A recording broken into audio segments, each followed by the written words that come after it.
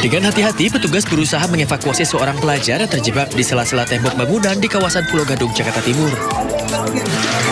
Saat proses evakuasi dilakukan, petugas berusaha menenangkan korban yang sempat mengalami sesak nafas. Setelah kurang lebih 1 jam terjebak di sela-sela tembok, korban akhirnya berhasil dievakuasi. Korban diketahui terjebak di sela-sela tembok setelah berusaha mengambil bola yang tersangkut di atas bangunan. Namun naas, korban terperosok di sela-sela tembok dan tak bisa keluar. Pertama, kita mendapat laporan dari salah satu siswa yang melapor ke kantor kita bahwasannya ada anak yang terjepit di sela-sela tembok karena mengambil bola. Dan kita memberikan pelayanan untuk mengevakuasi korban tersebut. Proses evakuasinya kita hanya menggunakan sebuah tangga untuk menjulurkan kita untuk ke sana dan mengambil korban tersebut. Dan korban alhamdulillah masih sadar, dan kita kendala hanya terselip antara tembok-tembok, itu aja. Korban yang berhasil dievakuasi langsung dilarikan ke rumah sakit lantaran mengalami sesak nafas. Dari Jakarta, Rio Manik, A-News melaporkan.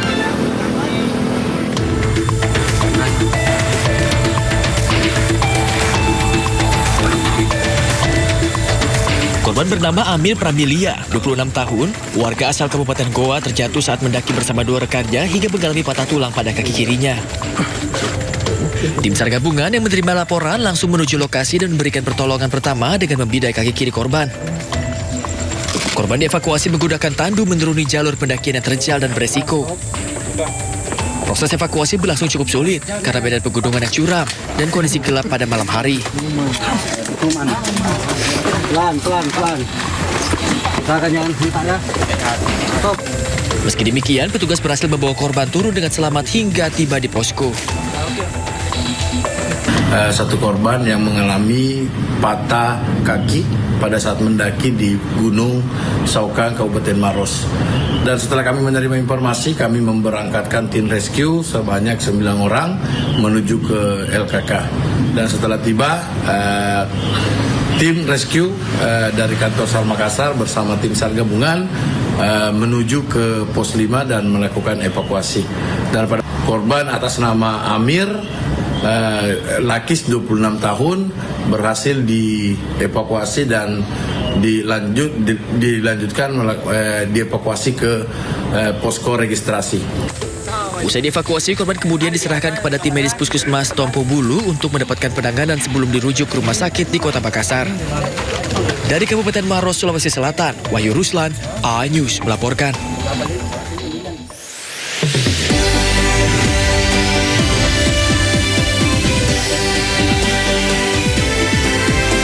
Ricu eksekusi lahan Hotel Sultan Senayan, Jakarta. Puluhan orang ditangkap karena halangi eksekusi.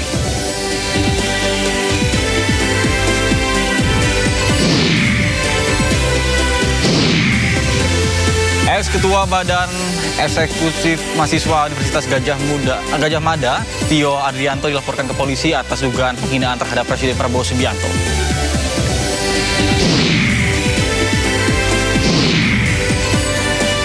Amerika Serikat dan juga Iran akhirnya tanda tangani kesepakatan damai guna mengakhiri perang.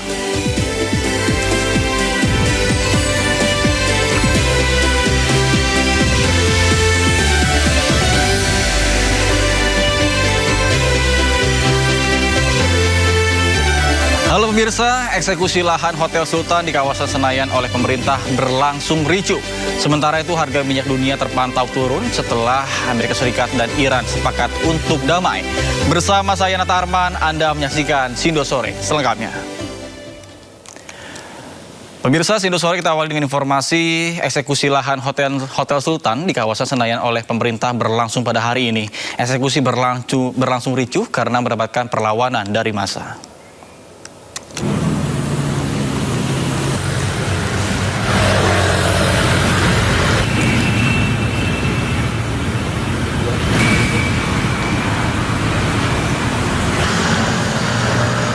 Kericuhan mewarnai eksekusi Hotel Sultan yang berada di kawasan GBK Jakarta Pusat. Bahkan massa sempat melempari aparat dengan botol maupun benda lainnya. Kericuhan terjadi saat aparat keamanan memasuki Hotel Sultan Jakarta. Eksekusi dilakukan setelah Panitera memanggil pihak terkait dengan termasuk PT Indo Wilco selaku termohon eksekusi. Bahkan aparat keamanan menyemprotkan air untuk membubarkan massa. Kemudian sejumlah aparat dan dari kepolisian yang dilengkapi oleh tameng bergantian maju ke arah massa. Beberapa orang ditangkap aparat karena diduga sengaja membuat kerusuhan. Buntut dari kericuhan, polisi menangkap 69 orang yang diduga terlibat dalam upaya menghalangi eksekusi lahan Hotel Sultan. Massa yang marah melempari petugas dengan batu, bambu, dan juga potongan kayu yang mengakibatkan 29 petugas kepolisian mengalami luka. Kericuhan pecah sesaat setelah Pengadilan Negeri Jakarta Pusat membacakan putusan eksekusi lahan pada pagi tadi. Kami mengamankan saat ini ada 69 orang dan mungkin masih bisa bertambah orang-orang yang mencoba menghalangi dalam proses eksekusi. Sekali lagi kami sampaikan, proses eksekusi ini melalui tahapan-tahapan dan prosedur yang profesional, proporsional, dan dapat dipertanggungjawabkan. Sebelumnya ratusan simpatisan penuhi area sekitar Hotel Sultan untuk menolak eksekusi pengosongan lahan. Dari Pak Harto. Jadi dengan demikian Massa simpatisan menggelar orasi dan memasang sejumlah spanduk untuk menentang eksekusi yang dilaksanakan oleh pemerintah. Para simpatisan membentuk brigade dan juga meminta aparat tidak melakukan kekerasan. Dan informasi lain pemirsa, sengketa lahan Hotel Sultan sudah berjalan selama kurang lebih dari 26 tahun. Kemudian hak guna bangunan atas nama PT Indo Wilco dinyatakan telah habis dan tidak diperpanjang oleh Kementerian ATR BPN. Hingga akhirnya Pusat Pengelolaan Komplek Gelora Bung Karno mengatakan lahan tersebut adalah aset milik negara dan harus dikembalikan.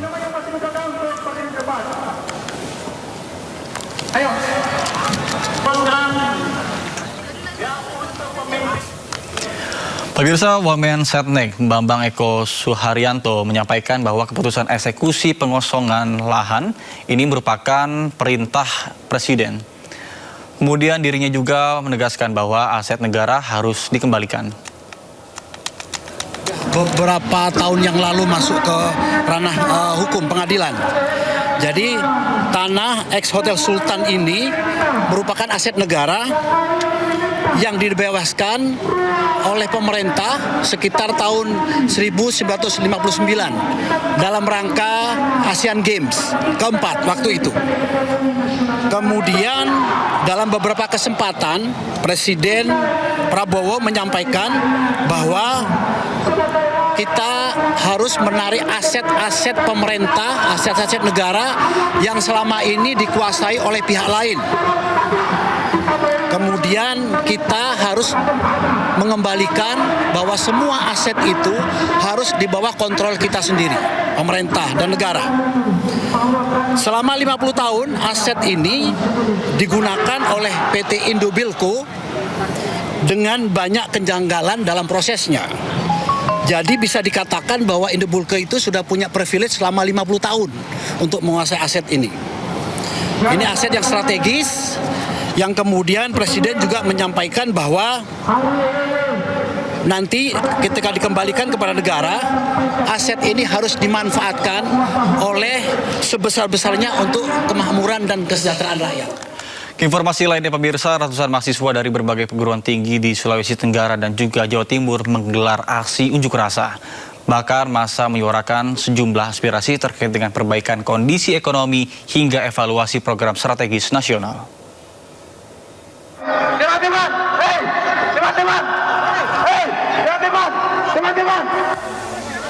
Aksi unjuk rasa mahasiswa yang tergabung dalam Badan Eksekutif Mahasiswa Fakultas Keguruan dan Ilmu Pendidikan Universitas Halu Oleo di depan kantor DPRD Provinsi Sulawesi Tenggara di Kota Kendari berlangsung ricuh.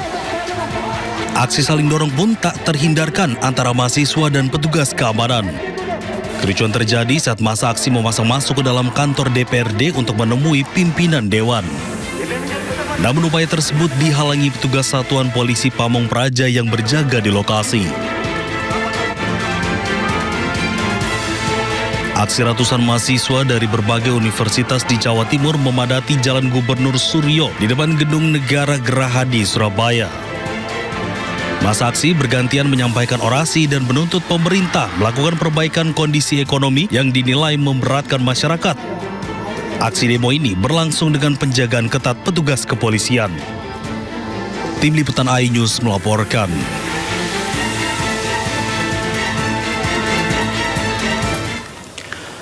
Pemirsa, mahasiswa yang tergabung dalam Aliansi Badan Eksekutif Mahasiswa Seluruh Indonesia atau BMSI menggelar aksi unjuk rasa di depan gedung Dewan Perwakilan Rakyat Daerah Provinsi Jawa Barat, Kota Bandung pada Rabu sore. Hidup rakyat Indonesia! Hidup rakyat Indonesia! Hidup! Dengan mengusung tema Indonesia Darurat, menyuarakan sejumlah tuntutan krusial terkait dengan kondisi perekonomian nasional dan kebijakan fiskal pemerintah.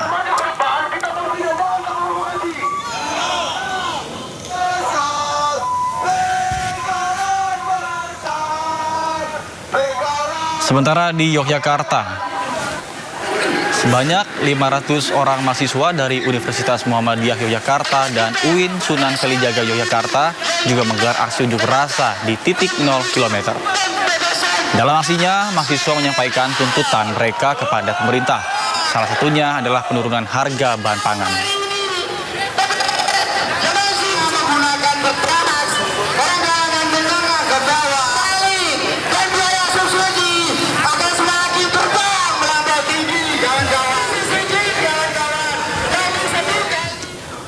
Sementara insiden tak terduga terjadi di kampus Universitas Muhammadiyah Yogyakarta. Sejumlah mahasiswa mengamankan seorang pria yang diduga intel kepolisian.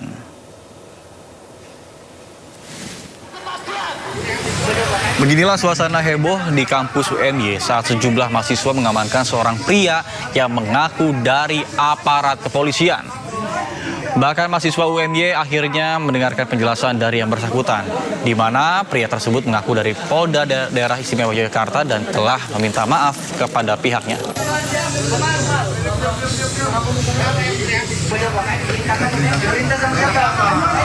Maafkan dari Polda DIY, saya meminta maaf kepada seluruh mahasiswa UMY karena telah memasuki kampus UMY tanpa izin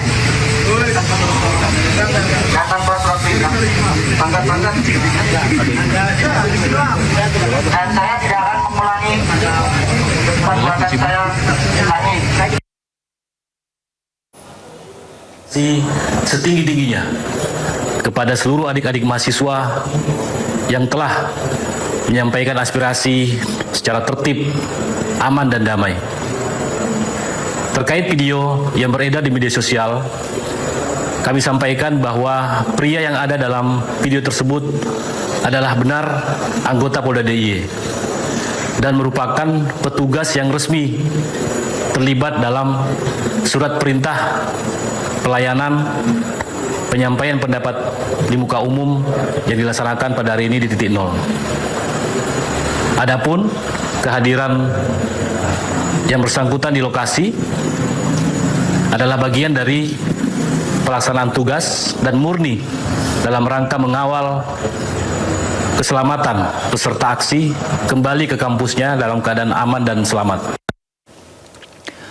Pemirsa, sekelompok mahasiswa yang menamakan dirinya sebagai Badan Eksekutif Mahasiswa atau BEM Bersatu menyebut ada yang menunggangi gerakan mahasiswa. Bahkan mereka menuduh mantan Ketua BEM UGM, Tio Ardianto, dekat dengan jaringan politik.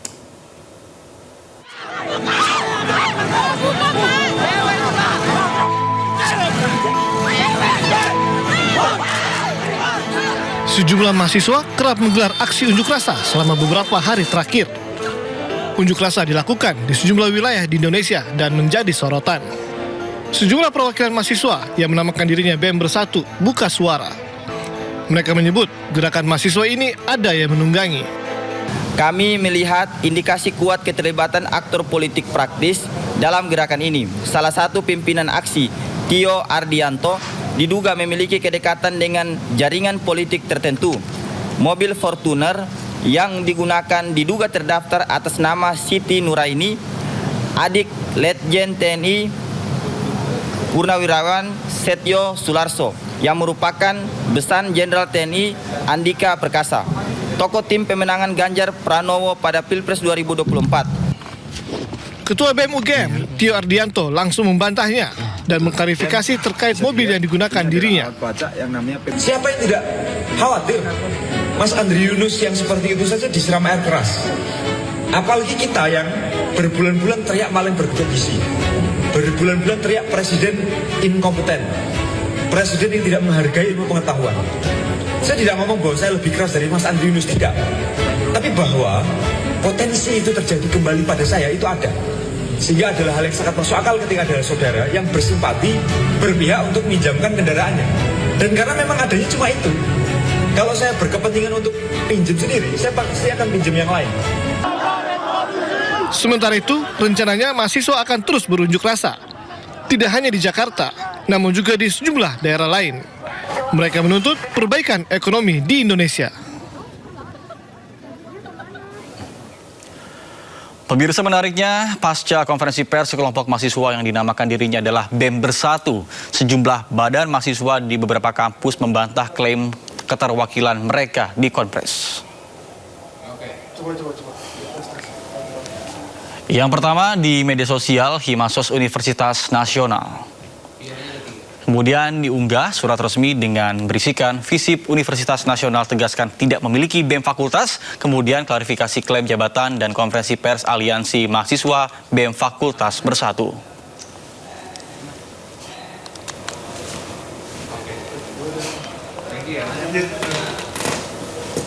Bahkan tidak hanya itu, kolektif aksi dan juga budaya mahasiswa UNAS juga menuntut permintaan maaf secara terbuka kepada Sivitas Akademika Universitas Nasional dalam waktu 2 kali 24 jam atas tindakan pencatutan nama lembaga yang tidak eksis tersebut.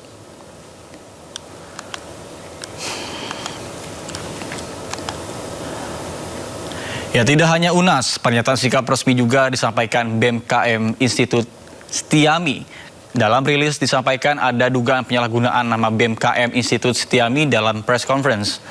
Ditegaskan tidak terdapat lembaga bernama BEM Fakultas Ilmu Sosial dan Manajemen Administrasi Institut Setiami.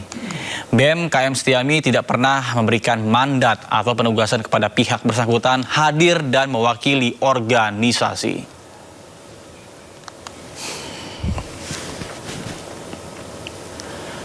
Berikutnya pernyataan sikap disampaikan oleh BEM FPSI UNJ.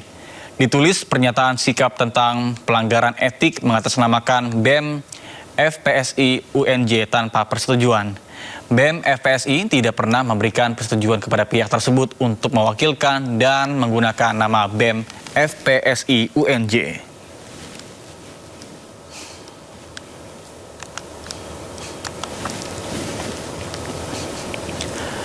Pemirsa, mantan Ketua BEM Universitas Gadjah Mada periode 2025, Tio Ardianto, menjadi sorotan karena menemukan alat pelacak di mobilnya. Ini ya? Ya, betul. Wah. Teman-teman sekalian, bisa dilihat, ini adalah alat pelacak yang namanya PPX Finder. Saya tahu ini karena muncul di notifikasi ponsel saya. Kemudian tadi kita cari dan kita temukan alat pelacak ini ada di bawah kendaraan. Video yang diunggah mantan Ketua BEM Universitas Gadjah Mada periode 2025, Tio Ardianto, viral di media sosial. Dalam video ini, Tio memperlihatkan terdapat benda hitam yang menempel pada rangka bawah kendaraannya yang diketahui PBX Finder. Tio mencari alat tersebut usai muncul notifikasi bahwa ada PBX Finder yang bergerak bersamanya. Diketahui PBX Finder ialah GPS mobil untuk rental mobil yang berfungsi memantau lokasi real time guna mencegah pencurian dan terkait aturan batas wilayah.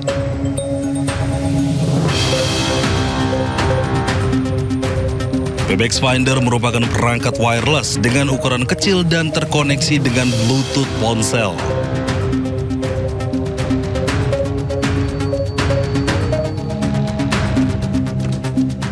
PBX Finder merupakan kategori GPS portable, memiliki kartu GSM dan mampu melacak dalam jarak ribuan kilometer.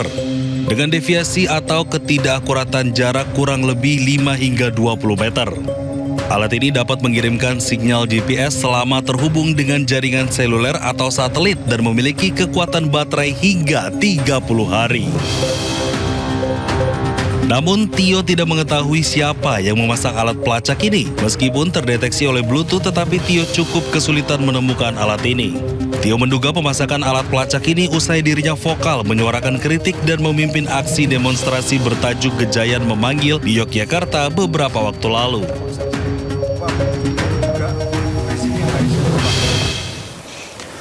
Pemirsa, hari ini ex-ketua BEM UGM, Tio Ardianto dilaporkan ke Barreskrim Polri oleh Ormas Gabungan Rakyat Dukung dan juga Bela Prabowo, Garda Prabowo. Tio dilaporkan atas dugaan penghinaan terhadap Presiden Prabowo Subianto.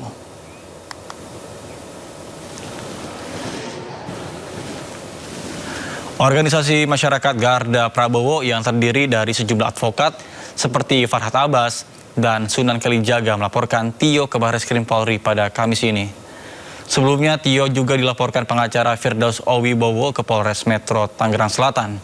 Laporan terkait dengan dugaan penghinaan terhadap Prabowo, Gibran, dan juga program MBG. Adanya desakan dari masyarakat pencinta Pak Prabowo, dalam hal ini di Garda Prabowo, yang ribuan masanya di luar, mendesak kami dari kantor bantuan hukum Garda Prabowo, bahwa kenapa sih kok dibiarkan saja orang yang menghina orang tua kami, artinya Pak Prabowo itu orang tua kami. Makanya hari ini kami datang ke Barreskrim untuk mengadu, bukan melaporkan. Perihal nanti bahwa diproses seperti apa, itu kami serahkan kepada teman-teman di polisi. Pemirsa, viral pasangan sejoli mahasiswa Unair di Surabaya terekam kamera melakukan aksi asusila di dalam ruang kuliah.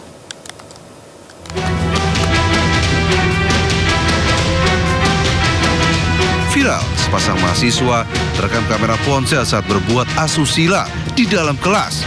Kejadian tersebut diduga terjadi di gedung kuliah bersama GKB Universitas Airlangga, Unair, Surabaya. Mengira ruangan sedang kosong, kedua sejoli ini tidak menyadari ada seorang mahasiswa yang kebetulan tidur di ruangan tersebut dan merekam aksi tidak senonoh mereka. Menanggapi insiden ini, pihak Unair masih melakukan pendalaman melalui Komisi Etik untuk mengetahui secara menyeluruh kronologi serta fakta kejadian. Dari Surabaya, Yuda Prawira melaporkan. Pemirsa, merasa terganggu dan suara berisik di tengah malam, seorang ketua RW menganiaya 5 anak di bawah umur di Kampung Sawah Semper Timur, Cilincing, Jakarta Utara. Kemudian orang tua para korban yang tidak terima anak mereka dianiaya melaporkan kasus ini ke Polres Metro Jakarta Utara. Adik saya itu enggak, itu di balik malah lari ngumpul di situ. Ya biar. Sejumlah warga menggeruduk rumah ketua RW di kawasan Semper Timur, Cilincing, Jakarta Utara. Dipukul apa? Warga emosi karena ketua RW diduga menganiaya 5 anak di bawah umur yang tinggal di RT 7. Peristiwa ini bermula ketika anak-anak berkumpul di depan rumah salah seorang korban sambil bermain game online dan menonton siaran langsung media sosial. Nanti begitu sistem sekarang. Karena berisik, ketua RW menegur dan meminta mereka bubar karena sudah larut malam. Maling alam dilindungi. Giliran adik saya nggak salah apa-apa, dipukul. Diduga karena kepanasan dalam rumah, kelima anak kembali berkumpul di luar. Saat itulah pelaku kembali hingga mendobrak pintu dan diduga melakukan penganiayaan termasuk kepada seorang anak perempuan yang baru berusia 9 tahun. Akibatnya, para korban mengalami luka memar di bagian wajah dan kepala. Meski pelaku telah meminta maaf, orang tua korban tetap melaporkan kasus ini ke Polres Metro Jakarta Utara. Di Jakarta, Sofian Firdaus melaporkan. Pemirsa, komplotan perampok bersenjata tajam menyetroni sebuah rumah lantai 2 di Menteng, Jakarta Pusat. Pelaku menyandra dan juga melukai penghuni rumah.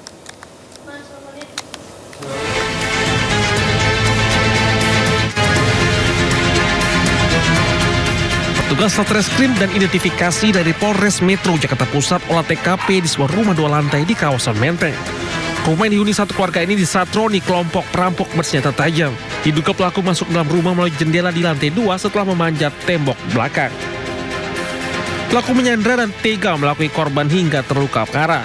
Usai memaksa korban membuka pintu brankas, pelaku kabur menggondol sejumlah perhiasan senilai ratusan juta rupiah. Salah satu tetangga sempat mendengar teriakan dan suara gaduh dari rumah korban. Aksi perampokan sempat menggemparkan warga di wilayah tersebut. Teriak jerit-jerit. Cerwal ke suara laki-laki. Curiga? Saya berasa banget curiga dong. Masalahnya dia nggak pernah begitu. Baru pertama kali dalam sejarah dia teriak-teriak begitu. Hingga kini aparat reserse kriminal Polres Metro Jakarta Pusat bersama Direktorat Kriminal Umum Polda Metro Jaya masih memburu kawanan pelaku. Dari Jakarta, Rani Sanjaya, iNews melaporkan. Pemirsa, Barreskrim Polri gagalkan penyeludupan paket mie instan berisi 5,2 kg ganja di Kabupaten Malang, Jawa Timur. Bahkan dalam kasus ini, polisi menangkap seorang pengedar saat tengah mengambil paket mie instan di sebuah kantor jasa pengiriman barang.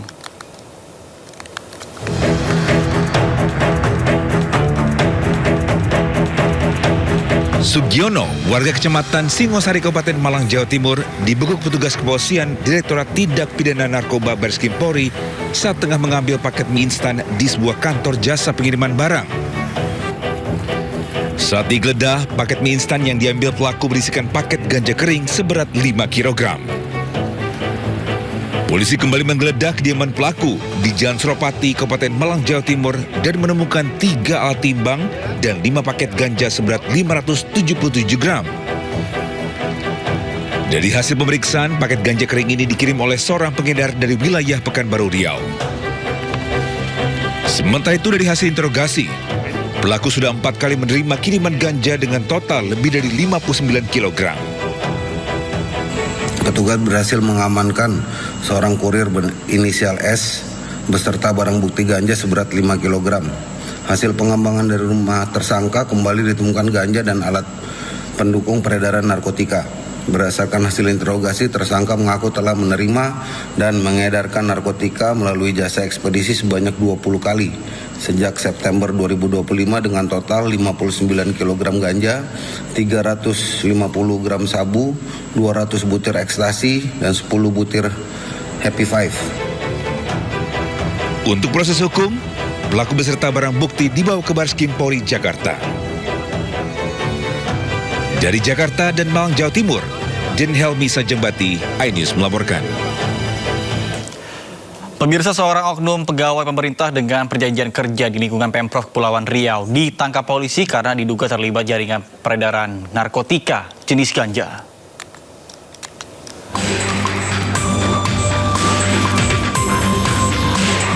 Inilah video amatir penangkapan oknum P3K di Pemprov Kepulauan Riau yang diduga jadi pengedar ganja di rumahnya. Saat digeledah, polisi menemukan barang bukti ganja seberat 50 gram yang telah dikemas dan siap edar. RS menjadi tersangka pertama yang diamankan petugas pada Sabtu lalu di kediamannya di Kota Tanjung Pinang. Pelaku mengaku ini adalah kedua kalinya ia edarkan ganja. Penangkapan RS berawal dari penangkapan pengedar berinisial RR di kawasan Kijang, Kota Kabupaten Bintang. Petugas menemukan barang bukti ganja dengan berat bersih mencapai 1,1 gram. Penyelidikan terus berlanjut hingga akhirnya polisi berhasil mengamankan tersangka ketiga di salah satu penginapan di Kota Tanjung Pinang dan menyita ganja seberat 3,7 gram.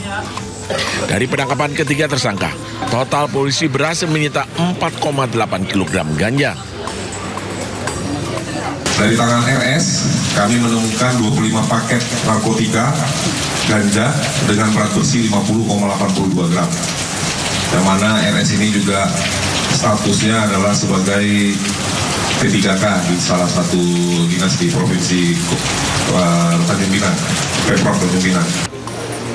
Dari hasil penyelidikan sementara, ganja berasal dari Dumai, Provinsi Riau, dan dibawa ke salah satu tersangka ke Tanjung Pinang lewat jalur laut. Dari Tanjung Pinang, Kepulauan Riau, Suprianto, iNews melaporkan.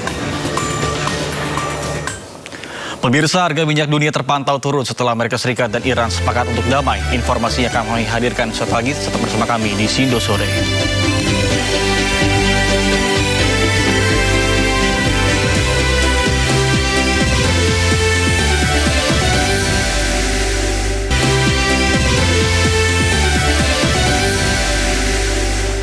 Terima kasih Anda masih bersama kami di Sindo Sore bersama saya Nata Arman. Pemirsa, harga minyak dunia terpantau turun setelah Amerika Serikat dan juga Iran sepakat untuk berdamai.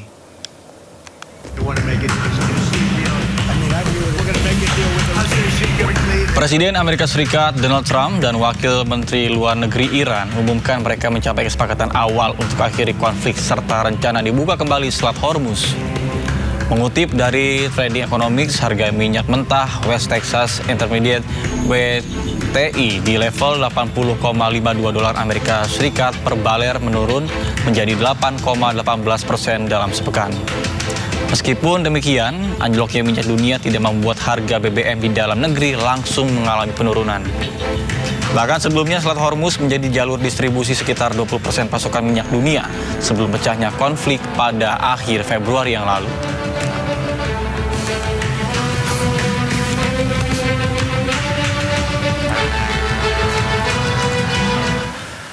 Pemerintah memastikan penurunan harga minyak dunia akan berdampak pada harga BBM non-subsidi di dalam negeri. Bahkan penyesuaian harga tersebut merupakan konsekuensi dari penerapan harga perekonomian yang berlaku pada produk BBM non-subsidi. Memastikan penurunan harga minyak dunia akan berdampak pada harga BBM non-subsidi di dalam negeri. Menurut juru bicara Kementerian SDM Dwi Anggia, ketika harga minyak dunia turun, maka harga bahan bakar minyak non-subsidi juga dipastikan turun. Penyesuaian harga tersebut merupakan konsekuensi dari penerapan harga keekonomian yang berlaku pada produk BBM non-subsidi. Terkait harga BBM jenis Pertamax yang sebelumnya sempat dipertahankan, Dwi Anggia menyebut Presiden sempat berupaya menjaga stabilitas ekonomi sekaligus mempertahankan daya beli masyarakat. Kebijakan tersebut membuat Pertamax menjadi satu-satunya BBM non-subsidi yang tidak langsung mengalami kenaikan harga ketika terjadi gejolak harga minyak dunia. Namun pada akhirnya harga Pertamax tetap disesuaikan menjadi Rp16.250 per liter. Ini mekanismenya memang mengikuti mekanisme harga pasar.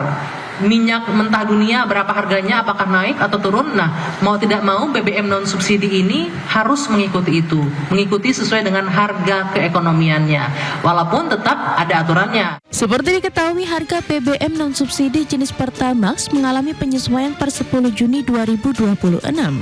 Harga Pertamax naik dari Rp12.300 per liter menjadi Rp16.250 per liter. Kenaikan harga juga terjadi pada Pertamax Green dari Rp12.900 per liter menjadi Rp17.000 per liter.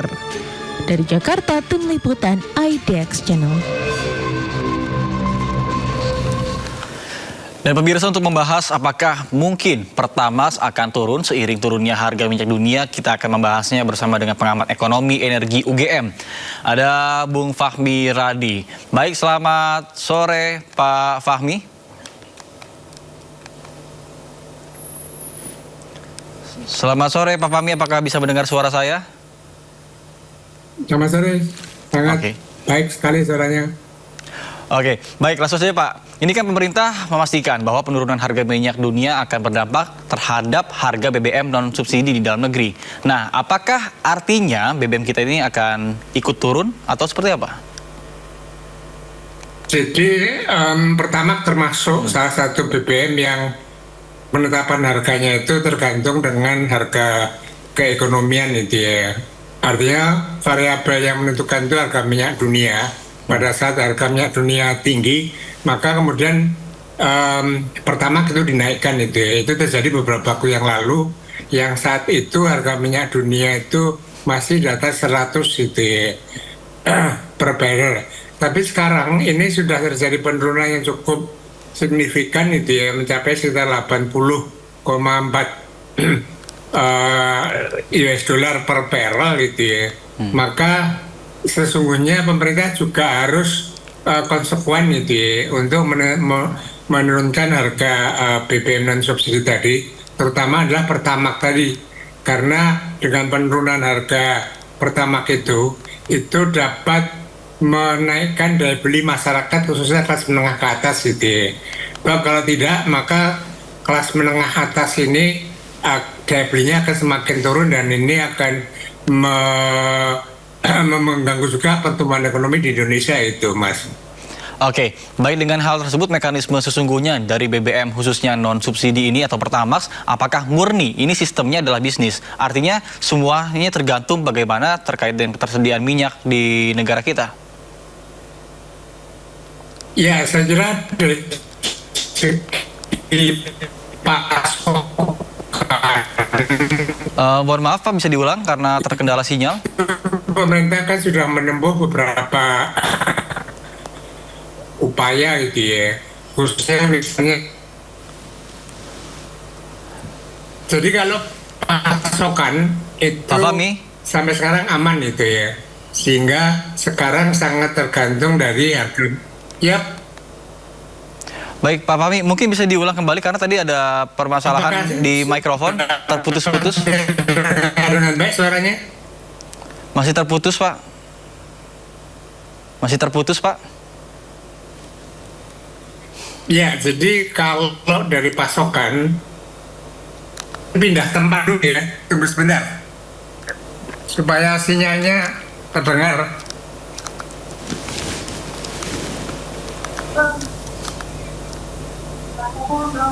Nah, apakah sekarang sudah terdengar?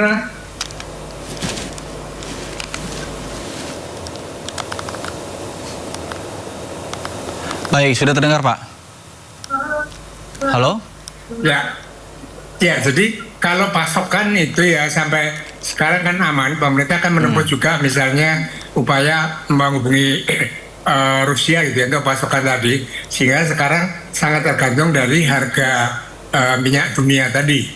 Nah, dalam kondisi harga minyak dunia itu menurun seperti sekarang ini, gitu, maka pemerintah mestinya harus segera menurunkan juga harga Pertamax gitu ya. Memang ada faktor lain, misalnya kurs rupiah terhadap dolar ini kan juga mulai menguat juga itu ya. Maka menurut saya tidak ada alasan bagi pemerintah untuk menunda penurunan harga BBM khususnya Pertamax tadi, agar masyarakat kelas menengah ini dapat terbantu dengan diturunkan kembali harga Pertamax tadi itu, Mas. Baik, ini kan jika kita lihat juga beberapa permasalahan yang terjadi adalah tanpa adanya pemberitahuan terkait dengan kenaikan BBM jenis yang non-subsidi dengan kenaikan yang begitu signifikan, bahkan kenaikan dari 12.300 sampai 16.250. Artinya ada kenaikan sekitar 4.000, hampir 4.000 rupiah, yang ini tentunya akan berdampak terhadap terkait dengan ketersediaan BBM Pertalite, karena orang-orang rata-rata akan beralih ke Pertalite, sementara dikhawatirkan biasanya yang kerap terjadi adalah banyaknya kelangkaan-kelangkaan yang di sejumlah daerah, mungkin karena harga Pertamax mahal jadi orang beralih ke Pertalite sehingga Pertalite ini susah atau langka. Ini bagaimana tanggapannya? Ya, saya kira benar sekali dia kenaikan harga Pertamax beberapa waktu yang lalu. Waktu itu asumsinya harga minyak dunia itu masih di atas $100 per barrel, sehingga pemerintah hanya memutus untuk menaikkan itu ya. Nah, kenaikannya yang sangat signifikan tadi sehingga menimbulkan disparitas harga yang sangat tinggi antara Pertamax dengan Pertalite yang tidak dinaikkan tadi, dan itu tidak bisa dihindari dalam kondisi semacam itu.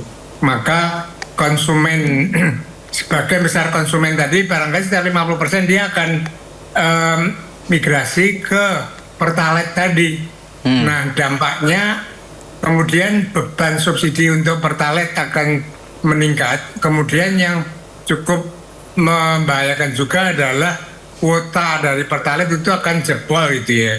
Kalau pemerintah tidak segera menambah kuota dari Pertalite, maka yang terjadi seperti sekarang ini gitu ya, antrian yang cukup panjang di Pertalite, dan ini akan bisa menimbulkan masalah-masalah krusial lainnya itu ya. Nah, oleh karena itu, mumpung harga minyak dunia itu turun sampai 80 tadi, maka sesungguhnya untuk mengatasi masalah itu juga adalah dengan segera menurunkan harga Pertamax tadi gitu, sehingga disparitas harga antara Pertamax yang sudah diturunkan dengan Pertalite itu tidak terlalu tinggi, sehingga dapat mencegah migrasi dari Pertamax ke Pertalite tadi gitu ya. Jadi saya kira penurunan harga Pertamax dalam kondisi harga minyak dunia yang sudah mulai menurun cukup signifikan, ini sekaligus akan mengatasi masalah jebolnya kuota dari Pertalite tadi. Itu dapat diselamatkan itu, Mas. Oke, artinya tadi Bapak bilang bahwa penurunan harga Pertamax ini garis besarnya adalah menaikkan daya beli masyarakat atau rakyat. Nah, kemudian salah satu fokus pemerintah ini justru adalah kebalikannya adalah mempertahankan harga BBM subsidi yang lebih pengaruh terhadap daya beli rakyat ataupun masyarakat menengah ke bawah. Nah, apakah dengan dipertahankannya harga BBM subsidi ini justru akan membebani dari kayak beban dari finansial dari negara itu sendiri atau seperti apa? Iya, jadi Pertalite dan solar itu ya, itu kan yang sampai sekarang dipertahankan untuk tidak naik karena pertimbangan pemerintah. Kalau kemudian itu dinaikkan, maka itu pasti akan mempunyai dampak yang signifikan terhadap inflasi gitu ya. Kebutuhan bahan-bahan pokok sehari-hari akan meningkat dengan cukup drastis gitu ya. Karena solar itu digunakan juga misalnya untuk truk angkutan untuk mengangkut kebutuhan pokok yang itu sebabkan dapat menaikkan inflasi. Nah, kenaikan inflasi yang cukup tinggi itu yang kemudian dicegah oleh pemerintah agar itu tidak terjadi sehingga tidak menaikkan harga BBM subsidi hingga akhir tahun. Karena dampaknya akan sangat signifikan itu ya. Apalagi jumlah konsumen dari Pertalite dan solar ini kan cukup besar. Sehingga secara teoritis pun sudah membuktikan bahwa kenaikan harga BBM subsidi itu pasti akan menaikkan inflasi. Nah, itulah kemudian yang akan dicegah oleh pemerintah sehingga pemerintah berjaminan agar harga BBM subsidi tadi tidak naik sampai akhir tahun. Nah, tetapi untuk bisa memberikan jaminan tadi, ini akan memperbesar gitu ya pembiayaan dari APBN khususnya untuk pemberian subsidi Pertalite dan solar tadi.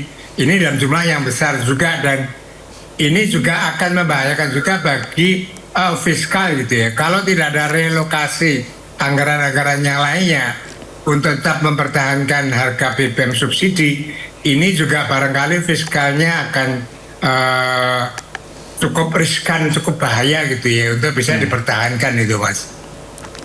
Oke, artinya apa yang disampaikan pemerintah terkait dengan potensi harga BBM non subsidi turun patut ini maksudnya harus diapresiasi ya Pak. Dan setidaknya ada jaminan lah, sedikit jaminan dari pemerintah untuk masyarakat untuk mengarah ke sana. Sehingga sama-sama yang dari masyarakat juga tidak terlalu dibebani dan juga masyarakat juga merasa melihat bahwa kinerja pemerintah ini benar-benar nyata dan juga memberikan kembali kepercayaan publik seperti itu. Ya, saya kira benar sekali dia. Jaminan itu sangat penting, apalagi untuk konsumen Pertalite dan solar ini kan masyarakat menengah bawah gitu ya, yang kemudian akan kalau inflasinya tinggi maka tidak menutup kemungkinan mereka akan jatuh miskin gitu ya. Maka itulah kemudian yang ingin dicegah oleh pemerintah. Tetapi untuk mencegah dan memberikan jaminan tadi, ini kan harus ada juga anggaran fiskal yang memadai gitu ya, yang mencukupi untuk tetap mempertahankan tadi. Nah, dari struktur fiskal yang ada, ini pemerintah nggak punya pilihan lain gitu ya untuk menambah misalnya utang untuk memberikan jaminan tadi. Itu akan berat gitu ya bagi pemerintah, kecuali tadi ada relokasi gitu ya, anggaran dari misalnya makan siang bergizi gratis atau koperasi merah putih. Nah, itu barangkali gitu ya, sementara itu dialihkan dulu untuk memberikan jaminan terhadap BBM subsidi tadi, sehingga jaminan pemerintah untuk tetap tidak menaikkan itu benar-benar dapat dibuktikan gitu ya.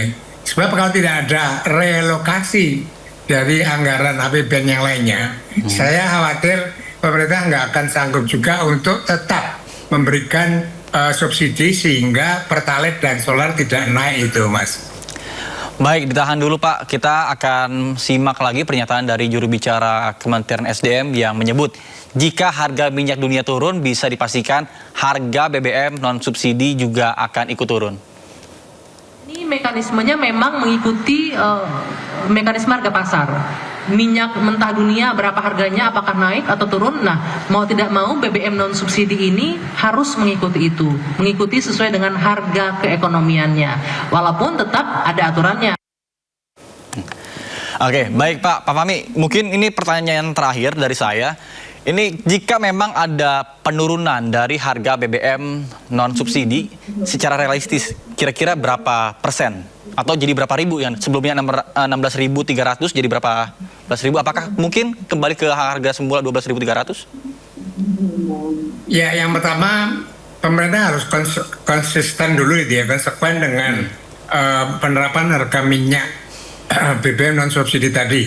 Kalau kemarin itu harganya naik ya dinaikkan, ya sekarang kalau turun ya harus diturunkan. Nah, berapa penurunannya? Ini saya kira memang beberapa variabel yang harus dihitung. Yang pertama adalah penurunan harga minyak dunia, kemudian yang kedua inflasi, dan yang ketiga adalah kurs rupiah terhadap dolar itu ya. Nah, kalau ketiganya saya kira memenuhi syarat untuk menurunkan tadi, menurut saya minimal dia harus kembali seperti harga semula, yaitu 12.300 untuk Pertamax gitu ya. Nah, dengan harga semacam itu, ini akan mencegah juga migrasi konsumen Pertamax ke Pertalite tadi, sehingga beban subsidi untuk Pertalite dan solar itu tidak akan membengkak. Saya kira ini win-win solution itu yang bisa diterapkan oleh pemerintah. Segera saja turunkan harga Pertamax selagi harga minyak dunia sudah turun itu ya. Nah, kemudian ini juga untuk mengatasi masalah perpindahan konsumen pertama ke Pertalite, sehingga beban subsidi itu tidak segera membengkak itu, Mas. Baik, terima kasih banyak atas informasi dan waktunya. Ada Pak Fahmi Radi selaku pengamat ekonomi energi UGM. Terima kasih dan selamat sore, Pak.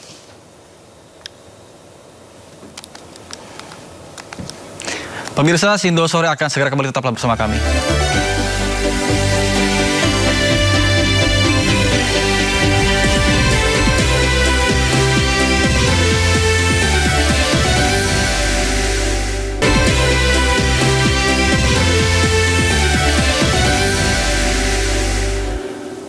Terima kasih Anda masih bersama kami di Sindo Sore bersama saya Nata Arman. Pemirsa, Donald Trump berterima kasih kepada Presiden Tiongkok Xi Jinping dan Presiden Rusia Vladimir Putin karena bersikap netral terkait dengan Iran dalam konferensi persnya pada penutupan KTT G7 di Avian Les Bains. You've been clear, President Trump, the United States is not going to directly pay Iran, but the U.S. is going to let the Iranians start making billions. Setelah perang terjadi sejak akhir Februari 2026 lalu, Amerika Serikat dan Iran akhirnya sepakat untuk berdamai. Penandatanganan kesepakatan damai yang rencananya akan dilakukan besok pun dimajukan. Dalam momen penutupan KTT G7 Avian Les Bains, Prancis, Donald Trump tidak lupa menyampaikan ucapan terima kasih kepada Beijing dan juga Moskow. Dirinya menyatakan bahwa sikap netral yang ditujukan China dan Rusia sangatlah membantu jalannya perdamaian antara Amerika Serikat dan Iran. There'll be 15 to 20 years to rebuild. I want to thank China, President Xi. I was with him, and he stayed neutral, totally neutral, and I appreciate it. And I want to thank Vladimir Putin. He was very neutral. They could have made it much more difficult for us. And I want to say it. You know, somebody would say, "Oh, that's terrible. He's thanking President Xi of China." Well, let me tell you, I had a long talk with him. You know, they have shoulder weapons to knock down airplanes. That it's not like the real deal, but they're accurate. They're fairly accurate. I said I would really appreciate you're not giving or selling any of that stuff to Iran. And you know what? For the most part, he didn't. So I just want to thank them because they made it a lot better. Pemirsa, Amerika Serikat telah menandatangani salinan nota kesepahaman Amerika dengan Iran. Bahkan tidak hanya Amerika Serikat, Iran pun telah menyetujui kesepakatan ini.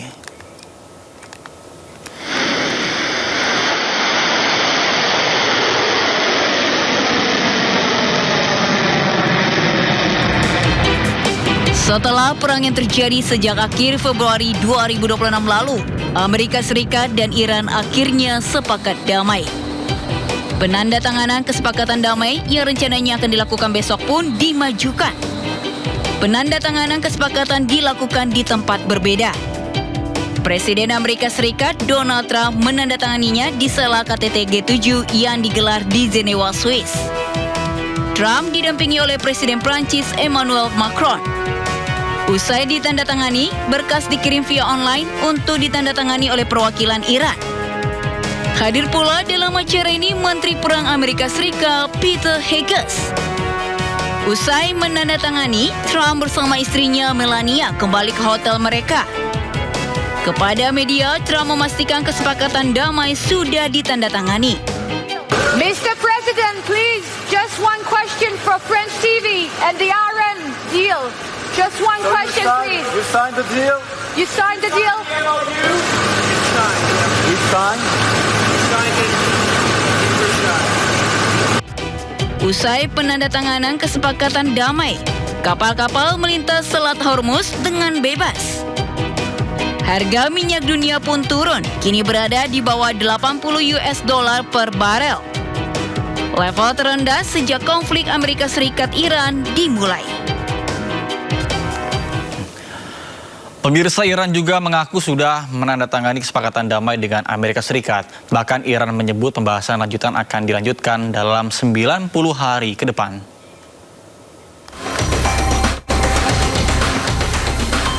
Sebuah foto memperlihatkan Presiden Iran, Masoud Pezeshkian, menandatangani dokumen kesepakatan damai dengan Amerika Serikat. Kemudian setelahnya, Pezeshkian memamerkan dokumen tersebut ke arah kamera. Pengumuman ini memperkuat pernyataan yang sebelumnya disampaikan Presiden Amerika Serikat Donald Trump. Sebelumnya, jubir Menlu Iran juga mengkonfirmasi bahwa dokumen Islamabad Memorandum of Understanding telah ditandatangani kedua kepala negara.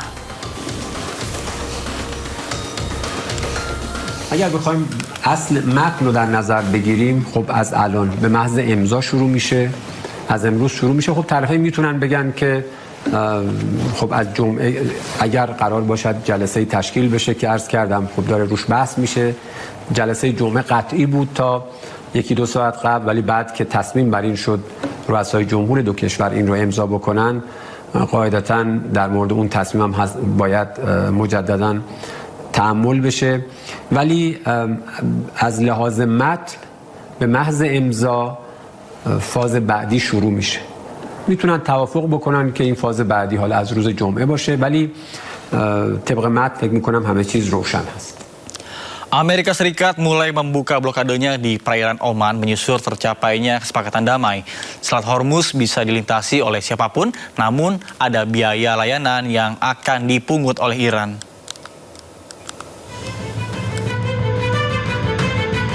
Seiring tercapainya kesepakatan damai antara Amerika Serikat dan Iran, perlahan Amerika mulai membuka blokadenya di perairan Oman. Dikutip dari media penyiaran Iran Press TV, pencabutan blokade mulai dilakukan oleh Angkatan Laut Amerika Serikat. Selasa pagi, 3 kapal tanker minyak dan 2 kapal kargo yang membawa barang-barang penting untuk Iran telah melewati blokade Angkatan Laut Amerika berlayar menuju Iran. Berdasarkan kesepakatan damai, Iran menyebut bahwa tidak akan ada biaya untuk melintasi Selat Hormuz, namun ada biaya layanan yang akan dikenakan seperti biaya layanan navigasi, asuransi kapal, dan pemeliharaan lingkungan. ما همیشه گفتیم ما به دنبال گرفتن عوارض نیستیم ولی ما به ازای خدماتی که ارائه خواهیم کرد خدمات ناوبری حفاظت از محیط زیست احیانا بیمه کشتی ها و سایر خدماتی که از سوی ایران و عمان ارائه خواهد شد هزینه های لازم را هم طراحی خواهد شد و دریافت خواهد شد بنابراین در این زمینه موضوع خیلی روشن هست. Iran mengaku membutuhkan waktu untuk mendiskusikan hal ini dengan pihak lain, termasuk dalam pembicaraan teknis kesepakatan damai. Presiden Amerika Serikat Donald Trump memastikan Hormuz akan dibuka kembali pada Jumat 19 Juni. Trump sendiri sudah memerintahkan Angkatan Laut untuk membuka blokadenya terhadap pelabuhan-pelabuhan Iran. sementara nota kesepahaman dua negara akan ditandatangani di Swiss pada 19 Juni. Kesepakatan damai antara Iran dengan Amerika Serikat memicu perpecahan dengan Israel. Bahkan Israel tegaskan tidak akan berhenti menyerang Lebanon sampai Hizbullah menyerah.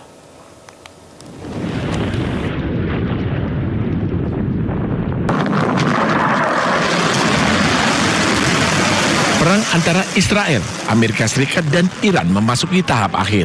Kesepakatan damai akan ditandatangani pada Jumat mendatang. Amerika Serikat pun meminta Israel untuk tak lagi menyerang Iran dan Lebanon. Namun, kesepakatan ini memicu perpecahan dengan Israel. טוב, הנשיא טראמפ ואני מכירים אחד את השני הרבה שנים. הוא נשיא ארצות הברית, אני ראש ממשלת ישראל. אנחנו הרבה פעמים רואים עין בעין, ויש גם מקרים שאנחנו רואים פחות עין בעין. אני אחראי לאינטרסים הביטחוניים של ישראל, אני עומד עליהם, ואני רוצה להגיד לך איך עומדים עליהם. צריך לעמוד עליהם, לא בהתלהמות, לעשות את זה בתבונה, וזה דורש הרבה ניסיון והרבה תבונה, והרבה היכרות עם הזירה האמריקנית. צהריים טובים. למדינת ישראל אסור לקבל את הפסקת האש בין ארצות הברית לאיראן. אנחנו חייבים לפעול מתוך תודעה ברורה ובלתי מתפשרת. ביטחון אזרחי מדינת ישראל מעל הכל. מדינה ריבונית אינה קבלן ביצוע של שום מעצמה. היא אינה מחויבת להסכמים שסותמים את הגולל על היכולת שלה להגן על העם שלה. Israel pun hingga kini terus menyerang Lebanon. Mereka beralasan menargetkan pasukan Hizbullah yang berlindung di rumah-rumah warga di Lebanon Selatan. Israel berjanji akan terus menyerang Lebanon sampai Hizbullah menyerah. Menanggapi tindakan Israel terhadap Lebanon, Presiden Amerika Serikat Donald Trump menegaskan bahwa tanpa Amerika Serikat dan dirinya, Israel tidak akan ada. Dirinya juga menyoroti tindakan Israel yang tidak menghormati Lebanon. Without the United States, there would be no Israel. Without me, there would be no Israel, because no other president was willing to do what I did. I've had a great relationship with Bibi, but now Bibi has to be more responsible with respect to Lebanon. Davina Karamoy mendatangi Polda Metro Jaya untuk menjalani pemeriksaan terkait dengan kasus dugaan penipuan umroh yang menyeret Hanania Travel. Informasinya usai jeda berikut, tetap bersama kami di Sindo Sore.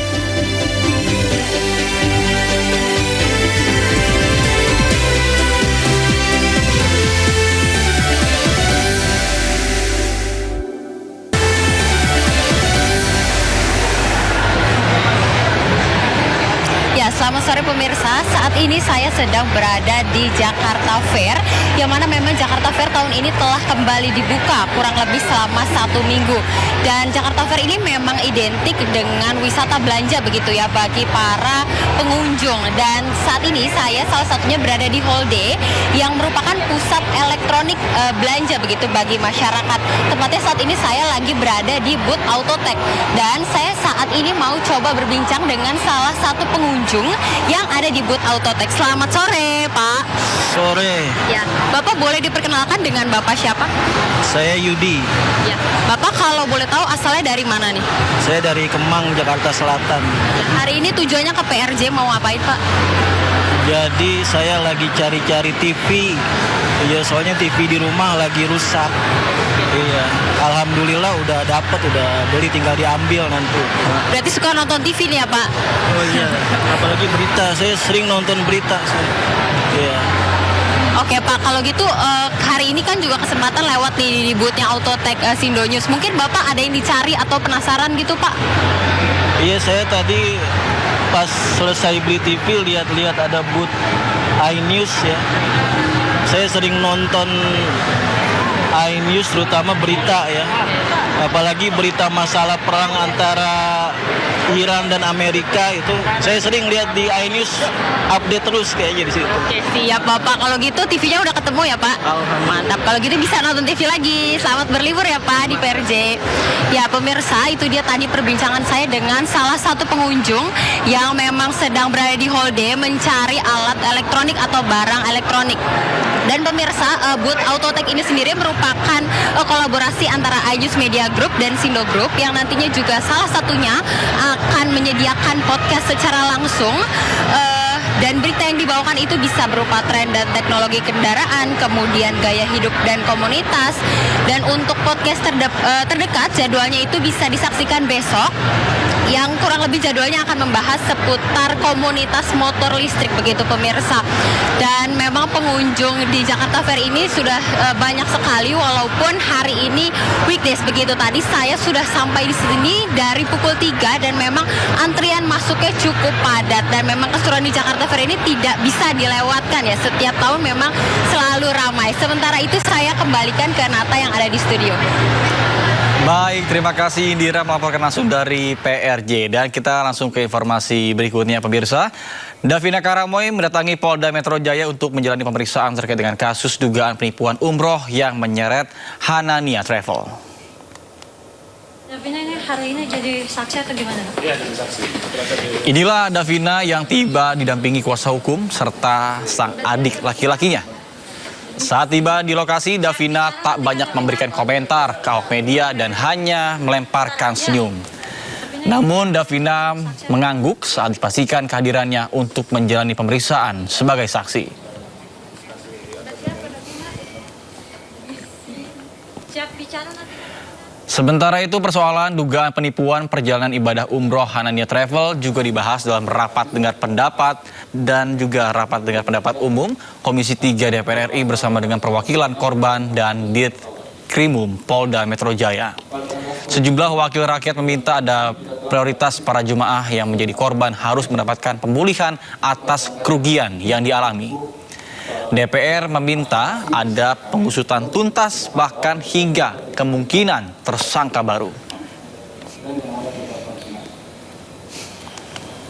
Korban Hanania Travel ini ya ternyata banyak sekali, lebih dari 1.000 orang, 1.400 orang ya.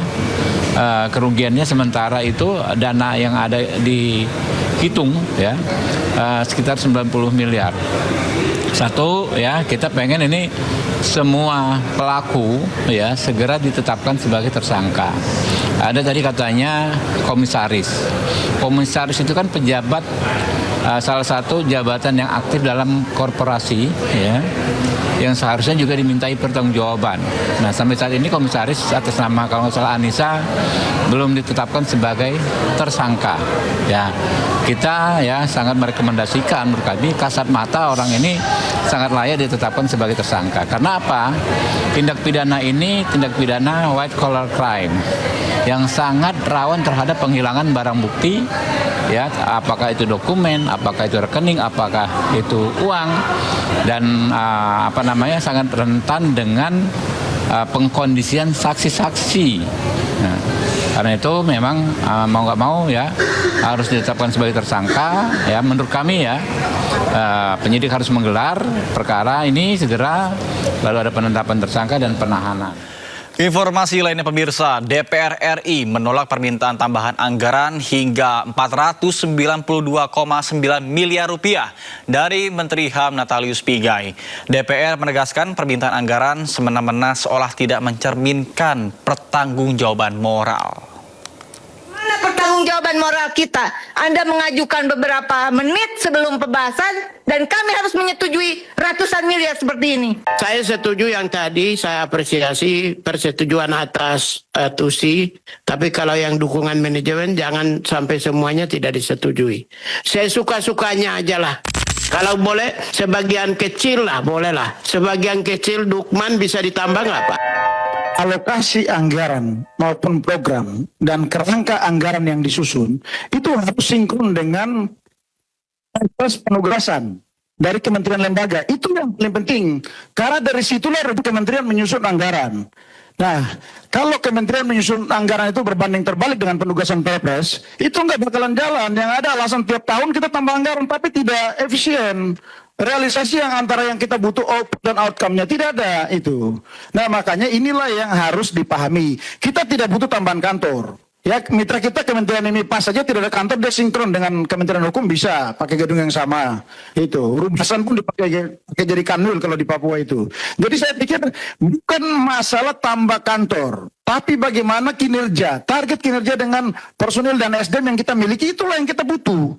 Kinerjanya baru minta anggarannya, begitu. Jangan minta anggaran terus kinerjanya nggak jalan ini. Ya, saya pikir itu menjadi catatan kritis kita. Masih menengarai Kementerian HAM berada pada fase institution building, belum sepenuhnya berorientasi pada service delivery.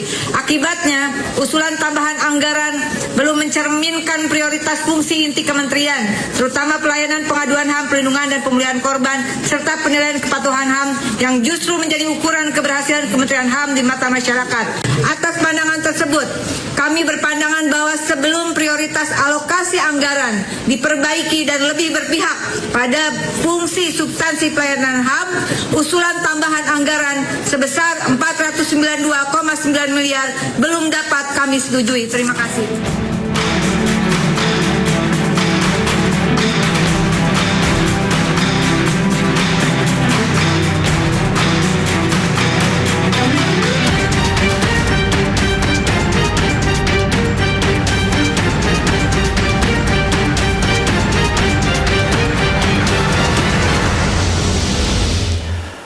Pemirsa, Badan Komunikasi Pemerintah memastikan proses verifikasi calon penerima program bedah rumah terus berjalan. Pemerintah mengalokasikan anggaran sebesar 8,3 triliun rupiah dari APBN untuk mendukung program tersebut. Kepala Badan Komunikasi Pemerintah Muhammad Kodari memastikan proses verifikasi calon penerima program bantuan stimulan perumahan swadaya atau bedah rumah terus berjalan. Saat ini pemerintah tengah menjaring sekitar 300.000 unit penerima hingga awal Juni 2026. Kodari menjelaskan bahwa progres program BSPS saat ini berada di angka 13,51%. Sementara itu nilai bantuan reguler ditetapkan sebesar 20 juta rupiah per unit dengan rincian 17,5 juta untuk bahan bangunan dan 2,5 juta untuk upah tukang. Pertama, Kementerian PKP telah mengajukan usulan tambahan anggaran belanja tahun anggaran 2026 berupa penambahan 50.000 unit BSPS senilai 1,19 triliun sebagai tindak lanjut arahan Presiden untuk mempercepat peningkatan kualitas RTLH. Usulan ini telah disampaikan Menteri PKP pada Menteri Keuangan pada 18 Mei 2026. Kedua, Menteri PKP telah bertemu dengan Mendagri dan Kepala BPS untuk memetakan karakteristik kabupaten dan kota sebagai dasar perencanaan program yang lebih tepat sasaran. Seperti diketahui, Kementerian Perumahan dan Kawasan Permukiman menargetkan seluruh pelaksanaan fisik perbaikan rumah tidak layak huni rampung pada Oktober atau selambat-lambatnya November 2026. Pemerintah mengalokasikan anggaran sebesar 8,3 triliun rupiah dari APBN untuk mendukung program tersebut. Posisi utang luar negeri Indonesia pada April 2026 mencapai 439,8 miliar US dollar atau tumbuh 1,9% secara tahunan. Bank Indonesia mencatat struktur utang luar negeri Indonesia tetap sehat, tercermin dari rasio utang luar negeri terhadap PDB yang stabil di level 29,6% pada April 2026. Bank Indonesia melaporkan posisi utang luar negeri Indonesia pada April 2026 mencapai 439,8 miliar US dollar atau tumbuh 1,9% secara tahunan. Laju pertumbuhan tersebut lebih tinggi dibandingkan Maret 2026 yang sebesar 1% secara tahunan. Dalam keterangannya, Kepala Departemen Komunikasi Bank Indonesia Ramdan Deni Prakoso mengatakan, laju utang luar negeri pada April 2026 dipengaruhi oleh pertumbuhan utang luar negeri sektor publik di tengah kontraksi utang luar negeri sektor swasta yang masih berlanjut. Posisi utang luar negeri pemerintah pada April 2026 tercatat sebesar 216,4 miliar US dollar atau tumbuh 3,7% secara tahunan. Sedikit lebih rendah dibandingkan pertumbuhan pada Maret 2026 yang mencapai 3,8% secara tahunan. Perlambatan tersebut terutama dipengaruhi oleh melambatnya pertumbuhan posisi pinjaman luar negeri. Meski demikian, aliran modal asing ke surat berharga negara masih mencatatkan net inflow yang mencerminkan tetap terjaganya kepercayaan investor terhadap prospek perekonomian Indonesia. Di sisi lain, utang luar negeri swasta masih melanjutkan tren kontraksi. Pada April 2026, posisi utang luar negeri swasta tercatat sebesar 193,2 miliar US dollar atau mengalami kontraksi 0,7% secara tahunan. Meski masih terkontraksi, penurunan utang luar negeri swasta tercatat lebih kecil dibandingkan bulan sebelumnya yang mencapai 1,4% secara tahunan. Bank Indonesia menilai struktur utang luar negeri Indonesia tetap sehat, tercermin dari rasio utang luar negeri terhadap produk domestik bruto yang stabil di level 29,6% pada April 2026. Selain itu, komposisi utang luar negeri juga masih didominasi utang jangka panjang dengan pangsa mencapai 84,5% dari total utang luar negeri. Bank Indonesia menegaskan akan terus memperkuat koordinasi dengan pemerintah dalam memantau perkembangan utang luar negeri agar tetap terkendali dan sehat. Pemanfaatan utang luar negeri juga akan terus dioptimalkan untuk menopang pembiayaan pembangunan dan mendorong pertumbuhan ekonomi nasional secara berkelanjutan dengan tetap meminimalkan berbagai risiko terhadap stabilitas perekonomian. Pemirsa, Menteri Keuangan Purbaya Yudisadewa mengapresiasi jajaran Kejaksaan Agung, khususnya Badan Pemulihan Aset yang berhasil menelusuri dan juga menyita uang tunai puluhan miliar rupiah dari terpidana kasus korupsi legendaris Edi Tansil.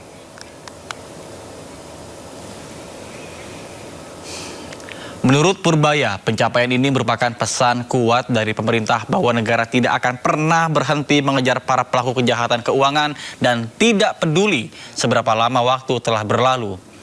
Purbaya menegaskan pemulihan aset merupakan penegakan hukum yang utuh sebagai wujud negara bekerja dan tidak membiarkan hak rakyat hilang. Kementerian Keuangan juga akan mengelola setiap rupiah yang kembali secara tertib dan juga transparan. Yang saya kaget tadi kasus Edi Tansil yang telah lama menjadi ingatan publik, uangnya masih bisa diperoleh juga ya. Jadi saya pikir prestasi yang luar biasa, karena ada puluhan tahun kami kejar terus. Dikejar terus pasti nggak gampang kan Pak. Jadi ini suatu prestasi yang luar biasa. Kasus Edi Tansil mengingatkan bahwa kerugian negara tidak boleh menjadi masalah tanpa penyelesaian. Jadi siapa yang merugikan negara sampai kapanpun ada kita kejar ya Pak ya. Waktu boleh berjalan, tapi hak negara tidak boleh.